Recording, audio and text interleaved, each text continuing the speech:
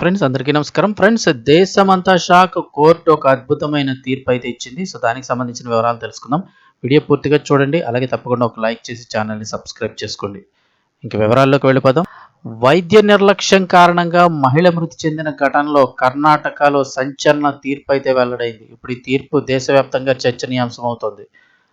సాధారణంగా ప్రతి ఒక్కరూ ఏదో టైంలో హాస్పిటల్కి అయితే వెళుతూనే ఉంటారు. కొన్నిసార్లు వైద్యుల నిర్లక్ష్యం కారణంగా అనేక ఘటనలు జరుగుతుంటాయి. అప్పుడు ఎవరిని ఆశ్రయించాలి, ఎవరికి కంప్లైంట్ చేయాలో కూడా తెలియని పరిస్థితి, సరైన న్యాయం కూడా జరగదు.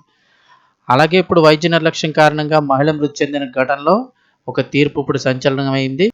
వినియోగదారుల వివాదాల పరిష్కార ఫోరం గుర్తుండిపోయే తీర్పు ఇచ్చింది. బాధిత కుటుంబానికి న్యాయం జరిగేలాగా మొత్తం 16,35,000 రూపాయల పరిహారం చెల్లించాలని ఆదేశిస్తూ వైద్య సేవల్లో బాధ్యత ఎంత కీలకమో మరోసారి స్పష్టం చేసింది. అసలు ఏం జరిగింది చూస్తే, హోళే నరసపూర్కు చెందిన 41 ఏళ్ల శోభ వీపు నొప్పితో బాధపడుతూ 2024 జూలై 10న హసన్లోని ఒక ప్రైవేట్ ఆసుపత్రిలో చేరారు. వైద్యులు అదే రోజు ఆమెకు శస్త్రచికిత్స నిర్వహించారు. అయితే ఆపరేషన్ సమయంలో కీలక రక్తనాళం దెబ్బతినడంతో తీవ్రమైన రక్తస్రావం జరిగింది.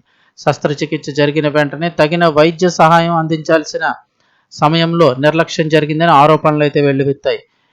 వెంటనే బెంగళూరుకు తరలింపు. శోభ ఆరోగ్యం మరింత క్షీణించడంతో ఆమెను చివరకు బెంగళూరులోని మణిపాల్ ఆసుపత్రికి తరలించారు. అయితే అప్పటికే పరిస్థితి అదుపులో లేకపోవడంతో ఆమె ప్రాణాలు కోల్పోయింది.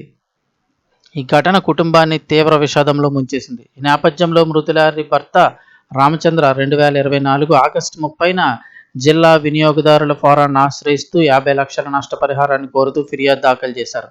కేసును విచారించిన బెంచ్ చైర్పర్సన్ సీఎం చంచల, సభ్యురాలు ఆర్ అనుపమ వైద్య నివేదికలు, సాక్ష్యాలు, ఆసుపత్రుల రికార్డులను సమగ్రంగా పరిశీలించారు. విచారణలో కీలక అంశాలు వెలుగులోకి వచ్చాయి.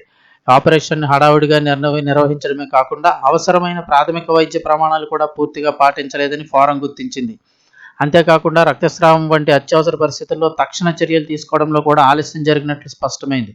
రోగిని ఉన్నత వైద్య సదుపాయాలు ఉన్న ఆసుపత్రికి తరలించడంలో కూడా జాప్యం జరిగినందున ఇది స్పష్టమైన వైద్య నిర్లక్ష్యంగా ఫోరం అభిప్రాయపడింది.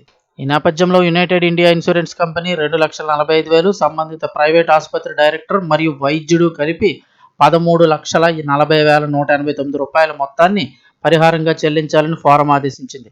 అదనంగా కేసు ఖర్చుల కోసం మరొక 50,000ను కూడా బాధిత కుటుంబానికి ఇవ్వాలని పేర్కొంది.